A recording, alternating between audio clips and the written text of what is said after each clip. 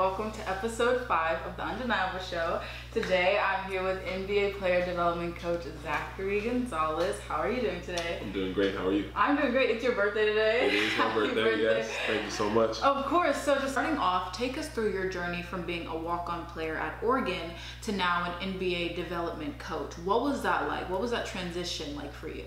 The transition was, it was tough at first because I think definitely we, as athletes, our identity is the sport. So for me, kind of having a different transition, head coach at Oregon approached me and asked me if I would consider coaching, if I ever thought about it. And at first I was like, no, I'm going to still play. Then I really thought about it, prayed on it, and I thought I'd either start my career at 23, start coaching now, or I start when I'm 30. And it's like, well, how much farther along will I be when I'm, if I start now at 23? So, I started, gave it a chance to give me a 1-year tryout, and from there, just took off and running. And for me, I tell everybody, all I need is an opportunity, and coach gave me an opportunity, and took it and ran with it. And so I'm so thankful through this journey, these past 7 years, and just meeting so many people.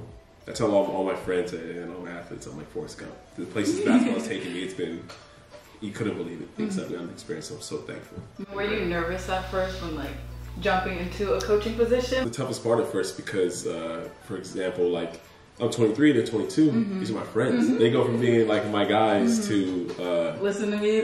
Yeah. So I definitely I was aware of that, and then had it kind of built up slowly. So at first, my role was more of a bridge for the coach and them. So if they needed to complain or something, I'd be there for them. And if it got big, I would talk to the head coach about it. But then as each year gets older and the more respect comes and the more separation from the age of my athletes, it gets easier. You have to approach it from a different angle when guys are older, the same, around the same age. But through it all, it's been great. It's been the luckiest man in the world. So. Do you change your coaching when working with an NBA player versus working with someone who's not an NBA? How does that work? My approach to coaching and player development is the same. It's really a holistic approach. So I really, there's really not a secret sauce to it, but really I get to know them as human beings first. I speak more life into them than I speak basketball. I talk about life with all my guys. That was, for example, how me and Russell Westbrook got close, which is talking about life, getting to know him. We shared a locker room. And it was actually a quick story. The first game, so you're trying to find, where do we go? So I find this separate room in Staples Center, and then I'm in there. I walk in and Russell Westbrook's there getting worked on early, stretched out and everything. I'm like, oh shoot, okay, sorry, gotta go. He's like, no, stay. And then he loves routine. So if you're in the room, one game, you would be there all 45 games. So for every home game, I had to be there. And we would just talk for an hour before I had to go on the court, do my responsibilities. And it was great to get to know him as a human being. And that taught me a lot because then I learned that you get more out of people when you get to know them as human beings. Establishing that bond before. So I already kind of knew it at Oregon, and then being in the NBA, that's how I just learned so much. So that's my approach to working with them. And then from there, once you build the trust with them, you're able to get more out of them. And we all have somebody in life, whether it's our parents or a mentor, somebody that we would run through a wall for. Everyone has a journey that makes them undeniable. What were some obstacles that you had to overcome, whether it was before coaching, during coaching, that really led to becoming a building block to where you are today? Before, I would say in high school and college, when I was an athlete, it would have been I played basketball, my name is Zach. I couldn't separate the two, so when basketball was taken away from me at times, I lost my identity. I was like, oh, nobody's going to love me, or nobody is going to, and if nobody loves me, because basketball, those aren't the people for you. Who loves you for you? And there's a select few people in my life that have shown me unconditional love, and that's helped me get through those times. So I'm thankful for them, and that in return, I want to show my athletes that. But through that there was definitely dark times, hard times, just not really. It was tough, but through God and a great support system of people that I learned through the way who were really there for me. That if I quit basketball today, I still love you. I'll be here, and that meant a lot. And that taught me. That was probably, for me, I call it a pivot. That's probably one of the pivot moments in life where I was like, okay, and help me. And thankful for Coach Allman at Oregon that approached me about the opportunity, and changed my life. And yeah, like I said, I'm the luckiest man alive. I believe it. So when working with players who may come off of tough losses like in the NBA, how do you keep them motivated? What is your motto? How do you handle coaching them after coming off of a loss? It goes back to unconditional love. Look at me, I don't care if you score 440, I love you. And they're like, what?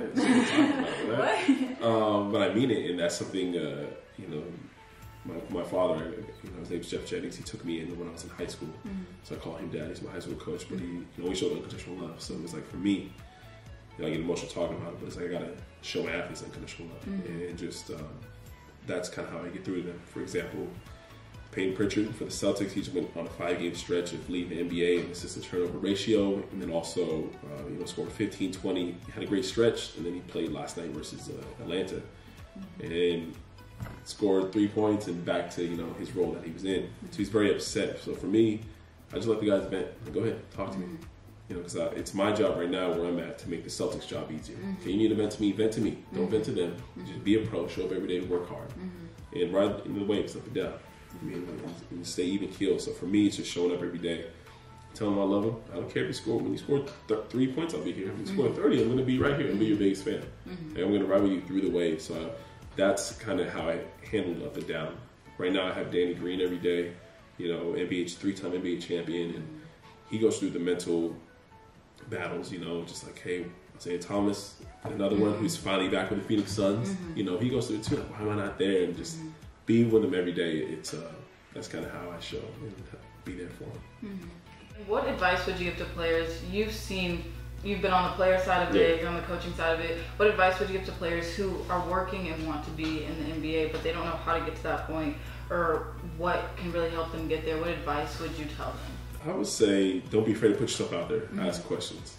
Don't be afraid to go to an open gym, go to a workout. But I feel like a lot of us as humans, we're afraid to put ourselves out there and ask questions, whether it's our pride or whether it's, you know, so ask questions and don't be afraid of failure either. You're going to fail. I failed so many times. I continue to fail every day. But, you know, how far can you go, you know, without knowing when, you know, that checkered line is. And really, you know, just keep going. So I call it stacking days. Hey, we just got stacked days. It's like good days at a time. Before you know it, we'll have a good life. So just keep stacking days. And can you tell us the craziest pregame ritual that you've witnessed from a player? Ooh, witness. Ooh. Some guys had Robin Lopez, I never coached him, but I have seen him have some funny rituals with the mascots that he has. Oh, with the mascots? Yeah, he has fun with the mascots. But a ritual I had with Carmelo Anthony, we'd have a handshake every time. And it started, guys are, you know, a creature of habit. It started in the tunnel. We just did 205s, went down low. It's like, you know, you're a bad mother effer. So it started, and then I knew I had to be there every time for him. And it became this great bond because, you know, after the national anthem, he'd walk out, run out.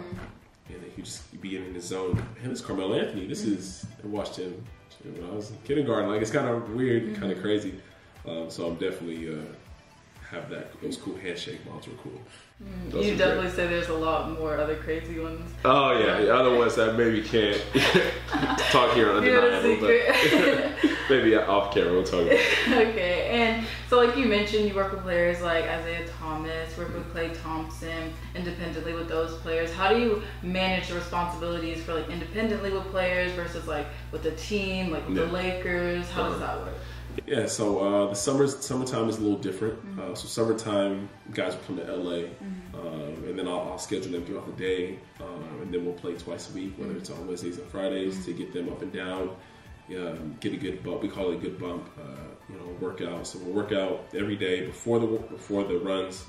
You know, we'll do skill work for like 20 minutes, get them warmed up. Then after, we'll do shooting. But then during the season, it's a whole different approach because now I'm consulting with the teams, whether it may be the Celtics, the Pacers with Benedict Mathurin. I'll be consulting with the team. So, for example, I'm going to see Peyton Pritchard, and I'll be in Boston April 2nd through the 6th.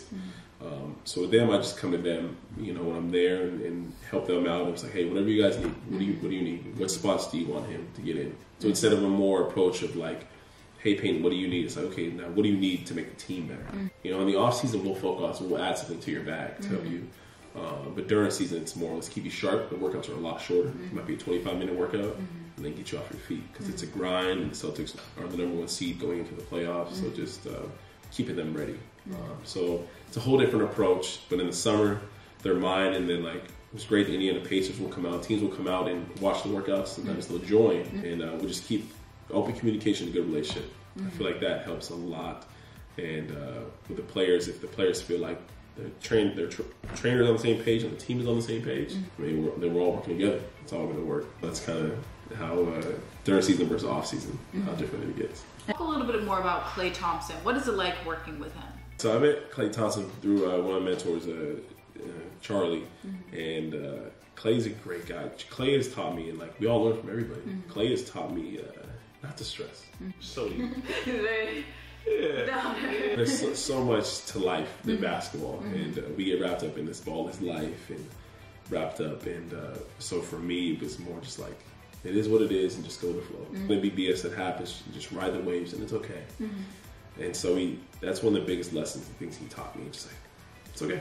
The people ask, hey, you're upset. It's okay. It's life. Things happen.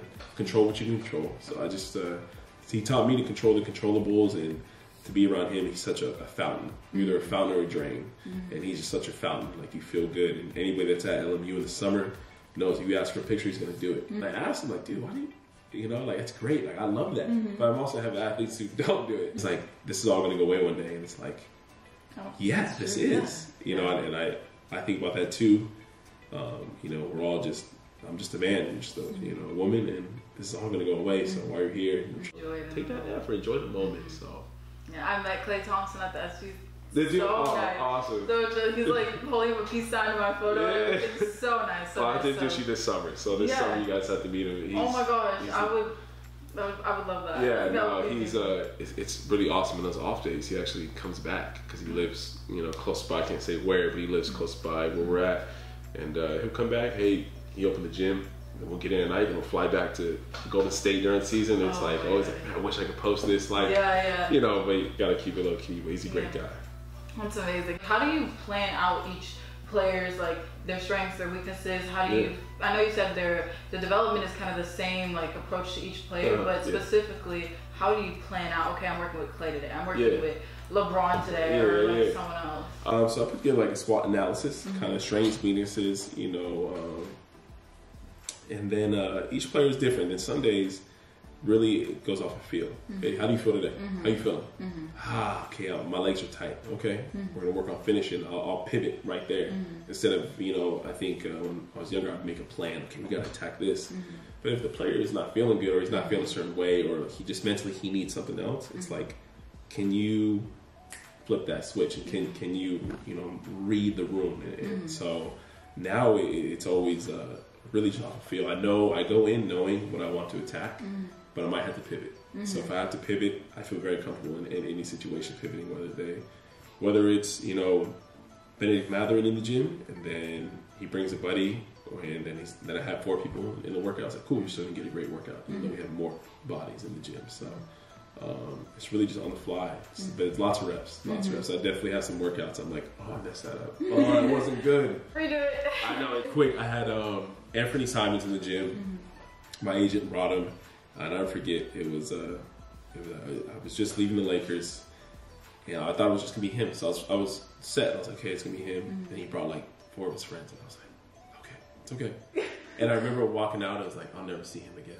I'm never gonna see him again. That was so bad. Because you were so fixated on. It just wasn't. Yeah, the whole time I was like, instead of adjusting on the fly. But I was, you know, I was younger, and it was still, we're gonna make those mistakes, and that's fine. And it's funny. He actually just confirmed he'll be here next month, so it's like, oh, didn't do that bad. Even better. Now I have a much better plan. I can't wait to. Bring 10 people. That was 3 years ago, so now it's gonna. Or that was 2 years ago, so now it's gonna be a lot better workout. So I'm excited. So, what does the word undeniable mean to you? When you think about that word, what does that mean to you?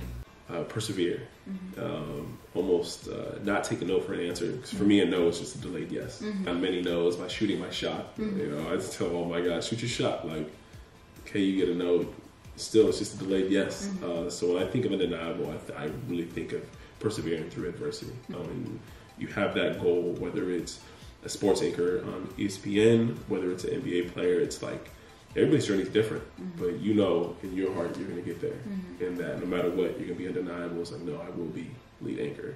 You know, it's funny, when I've been following you for a bit, when I talk to you, it's I definitely see that. I'm definitely excited to see where your journey goes, and definitely we'll be doing this again in 10 years, and I can't wait to what platform it's on. Thank you so much for coming on today's episode. We look forward to continue watching you soar, coaching other players. What are some other upcoming coaching players you have coming up? The NBA pre-draft starts. I mean, I'm in Boston the 2nd through the 6th with the Celtics. Then I fly from there to Portland, Oregon, doing the Nike Hoop Summit, coaching the world team through the 6th to the 14th. And when I get back, it is NBA pre-draft at LMU. So thankful for them for letting us use their facility. Shout out to the Lions. And then before you know it, all of our NBA guys, we'll have over 20 NBA guys in the gym every day. And so you guys are always welcome to come by and hopefully introduce you to some good people. Amazing. Thank you so much. And we'll see you in the next episode.